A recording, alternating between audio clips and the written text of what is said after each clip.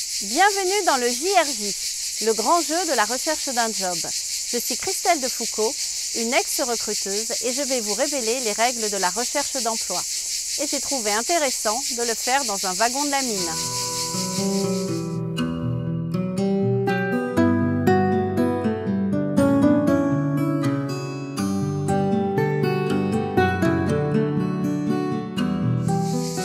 Règle numéro 19. Ne faites jamais un pitch de façon chronologique.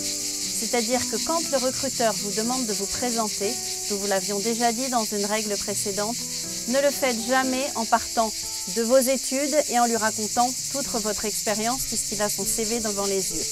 Donc le pitch non chronologique, qu'est-ce que ça veut dire? À partir du moment où il va vous poser la question « Pouvez-vous vous présenter ?», utilisez le présent. Je suis comptable, je suis assistante de direction et ensuite vous développez votre pitch en fonction uniquement de ce que le recruteur veut entendre. Par exemple, si c'est une boîte franco-française, vous n'êtes pas obligé de dire que vous parlez anglais ou que vous parlez espagnol. Si le poste si dans ce poste il n'y a pas par exemple de management, ne dites pas que vous avez managé une équipe de 10 ou de 20 personnes au risque de faire peur aux recruteurs. Important aussi, faites attention dans votre pitch non chronologique à ne pas lui dire que vous êtes au chômage depuis 6 mois, que vous avez été licencié économique parce que ça ne donne pas envie. Le pitch, c'est le moment dans l'entretien, c'est votre seul espace de liberté. Vous avez 3 minutes, 3 minutes parce qu'au bout de 3 minutes, le recruteur s'endort, donc c'est vraiment 3 minutes, mais vous avez 3 minutes de liberté.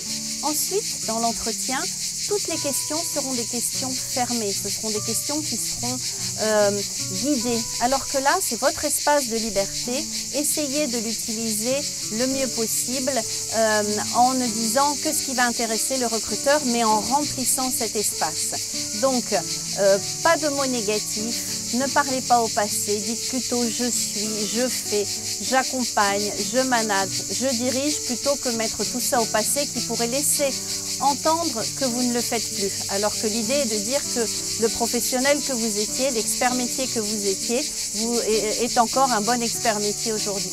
Donc tout au présent, que des termes positifs, vous ne dites que ce que vous aimez faire et ce que vous savez faire et faites très attention à la conclusion de votre pitch. Bien souvent, les candidats ratent cette étape, c'est-à-dire qu'ils se sont extrêmement bien présentés puis on se rend compte qu'ils ont du mal à finir et à terminer en fait leur offre de service.